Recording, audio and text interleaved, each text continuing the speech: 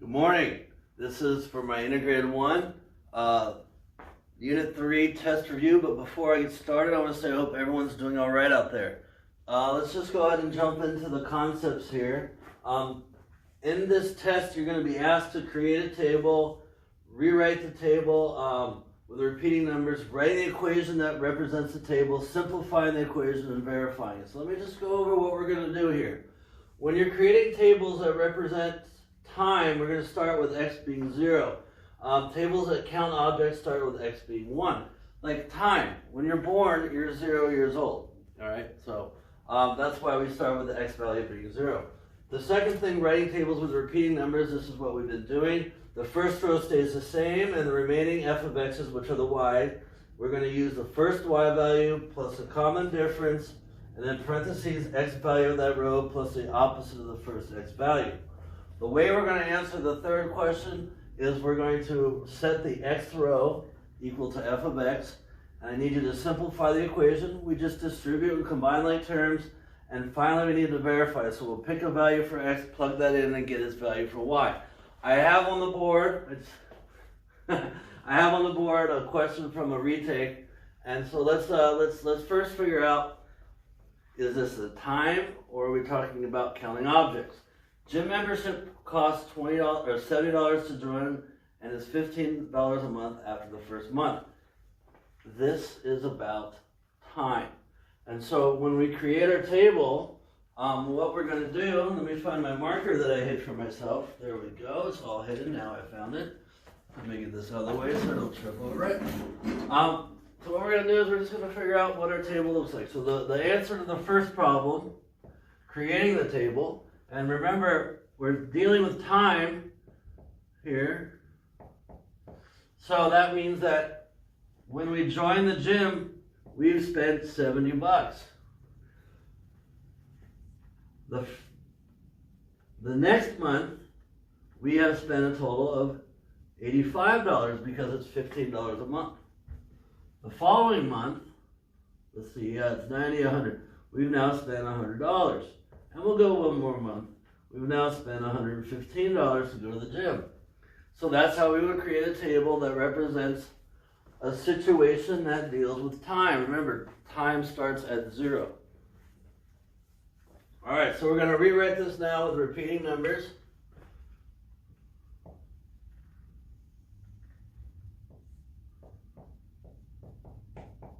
And again, the first row stays the same. So it's 0 and 70. And now I have to rewrite the f of x side using this formula. Here we go. So it's going to be 1, and then it's, oh, I keep forgetting to do this. What is my common difference? Well, how does 70 turn into 85? It turns into it by adding 15. Let me get a marker that works. Try this again. Plus 15. Plus 15, and plus 15. All right, so now I can do this. All right, so I have my first y value plus my common difference, parentheses, the x value of that row, which is 1, plus the opposite of my first row, minus 0. Okay, let's do the next row. So it's my first y value plus my common difference, parentheses, the x value of that row, so that's a 2, plus the opposite of my first row, so it's minus 0. Let's do the next row. So it's 3, and then it's 70, first y value, plus 15, my common difference, parentheses, the x value of this row, so that's a 3, minus 0, the opposite of the first x. Let's continue this down to the x row. Again, it's my first y value plus my common difference. And then parentheses, the value of x for this row, which is x, minus 0, my opposite, my first x value. So that is how I write the table with repeating numbers. Now I need to write the equation. And all I have to do is set this, my x row, equal to f of x. So this is how the third question is answered. F of x equals 70 plus 15 parentheses x minus 0.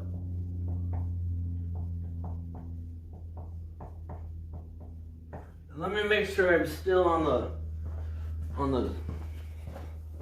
yeah, okay, that's good. Alright, so that's how I answer problem 3.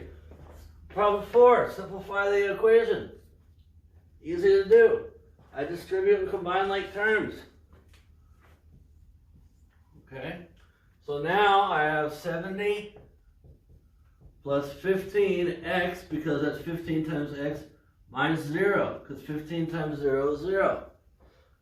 These are my like terms, these are my like terms, 70 and 0, and so now I'm left with f of x equals 15x plus 70.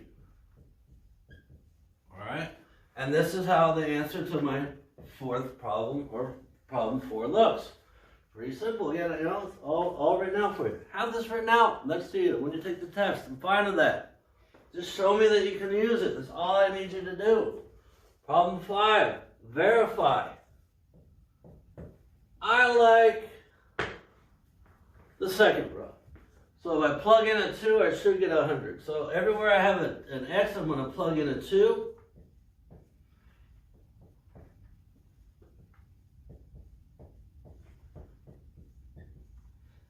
Two 15s is 30. 30 plus 70 is 100. I have a good equation. So I'm going to erase this, and I'm going to draw the next problem on the board from a retake and show you how to answer it using this. Hopefully, again, this is helping you guys, and so when we retake this stuff tomorrow, we ace it. So I'll be right back.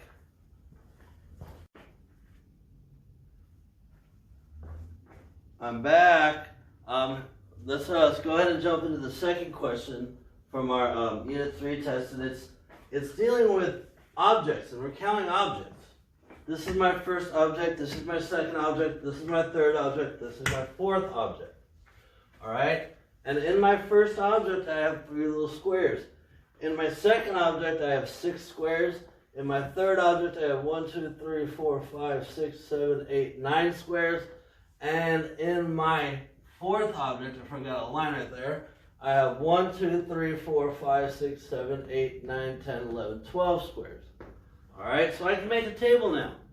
But again, I have a first object. I'm not starting with 0, I'm counting objects, so I start with 1. Okay, so here's how our table is going to look. My first object has 3 squares. My second object has 6 squares.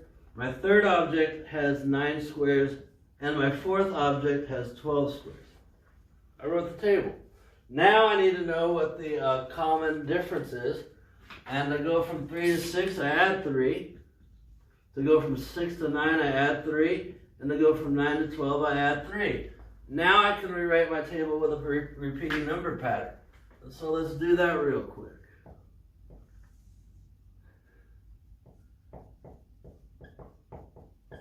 So it's 1 and 3, that stays the same, right? Because the first row stays the same, and for the remaining f of x's, we're going to use that little formula right here.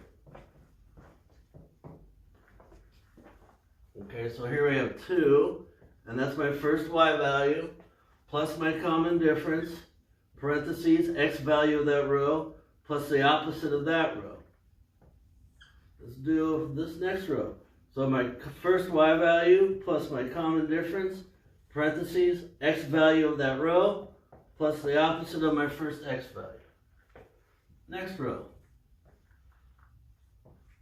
First y value plus a common difference, parentheses, y value of that row, opposite of the first x. Okay. Let's take this down to the x term. And we get first y value plus common difference, x value for this row, which is x, and then the opposite of the first x. That's the table with the repeating numbers. Because I have repeating numbers, these guys, I can replace them with x, and I can now write my equation. f of x equals 3 plus 3x minus 1.